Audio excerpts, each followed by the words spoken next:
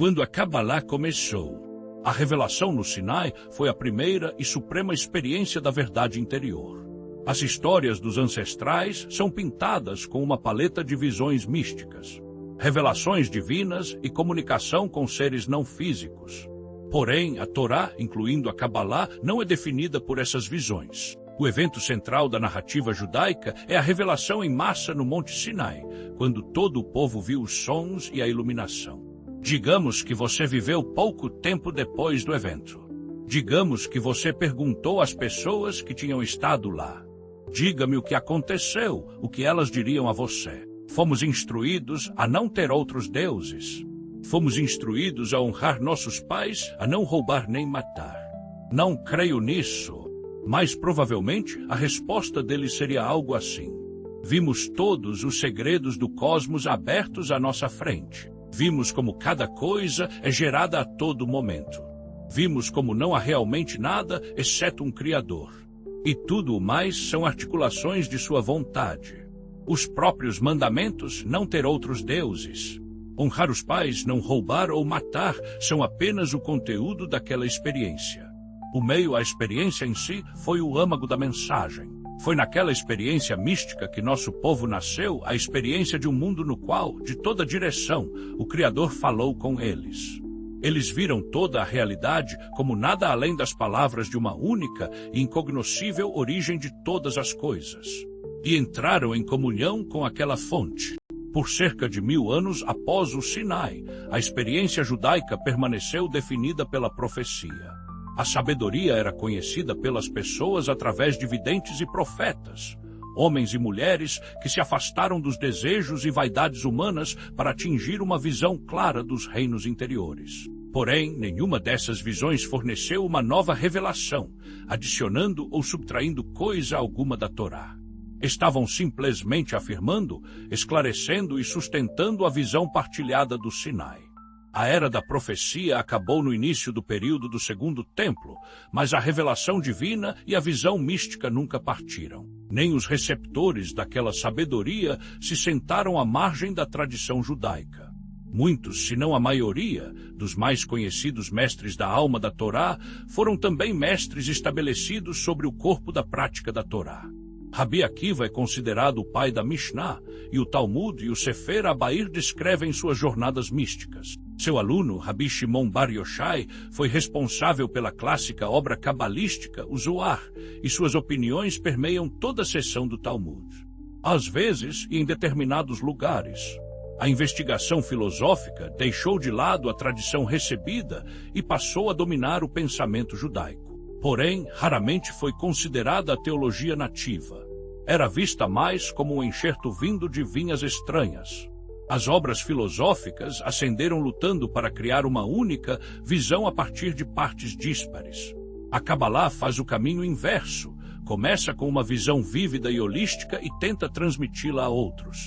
Apesar disso, especialmente após a expulsão da Espanha, o racionalismo e grande parte da terminologia dos filósofos se integrou à sabedoria holística da Cabalá.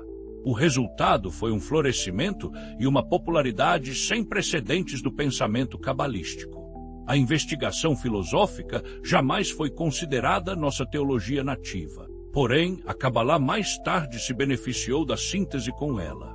Na era crítica em que a Halachá foi codificada e estabelecida, da expulsão espanhola até meados do século XVII. Quase todos os eruditos sérios estavam mergulhados na Cabalá. Rabi Yosef Karo, autor do Código Padrão da Lei Judaica, o Shulchan Arush. Rabi Moshe Isserles, cujos retoques tornaram aquele código aceitável ao judaísmo askenazita. Bem como a maioria dos comentaristas padrão daquele código, escreveram obras cabalísticas também. Até o sermão popular na sinagoga, com frequência, era revestido e enfeitado com referências cabalísticas. Para a maior parte dos judeus de países muçulmanos, o Zohar é tão sagrado quanto o livro dos Salmos. O movimento chassídico cresceu diretamente a partir da Cabalá. Os oponentes originais do movimento chassídico, como Rabi Elijah de Vilna, foram mestres da Cabalá. Muitos dos comentários, padrão estudados atualmente, sobre os 5 livros de Moshe, estão repletos de referências a ideias cabalísticas. É por isso que tentar entender a experiência judaica sem entender a Cabalá é como analisar o comportamento de uma pessoa sem saber o que se passa em sua mente.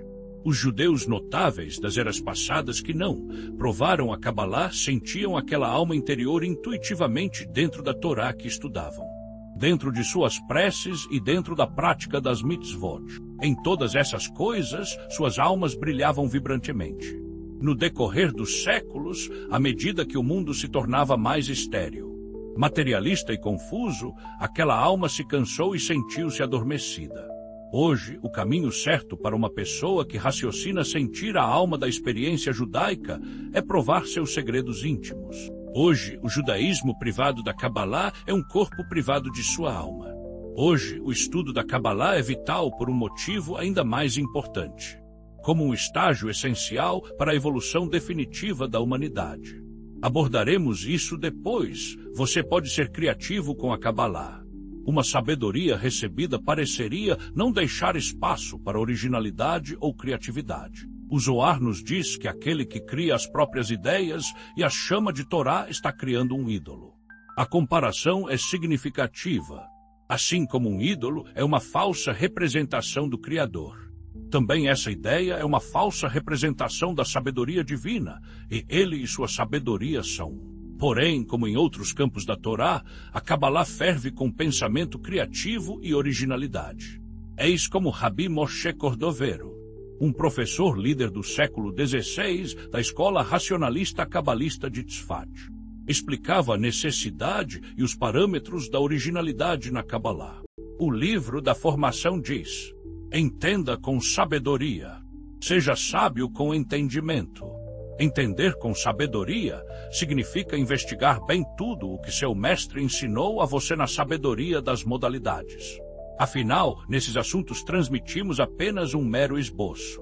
A partir desse esboço, cada pessoa deve entender uma ideia a partir de outra. O cabalista é criativo, pode ter visões iluminadoras, porém tudo o que ele ensina não passa de comentários sobre a tradição recebida. Você pode ver isso nas palavras de nossos sábios quando disseram: este assunto é falado somente a um sábio que entende com sua própria mente. A partir disso, você vê que uma pessoa deve usar a própria mente para comparar uma coisa com outra e, assim, extrair uma ideia de dentro da outra. Dessa maneira, terá uma mente procriativa e não estéril. E ainda diz: seja sábio com entendimento. Isso significa que, quando você origina e analisa com o próprio intelecto para poder entender, deve tomar cuidado para conceber a ideia e explicá-la dentro da estrutura da tradição dos rabinos e de suas palavras verdadeiras. As ideias originais devem estar incluídas naquilo que você adquiriu, seja pouco ou muito. Os cabalistas podem ter visões, mas não fundamentam seus ensinamentos nessas revelações. Quaisquer que sejam as visões que tenham, veem-nas como meras iluminações dos textos sagrados e dos ensinamentos já recebidos. Desta maneira, a Cabalá permanece uma árvore da vida, com profundas raízes, firmemente ancorada, e ainda assim dando frutos novos e doces a cada estação.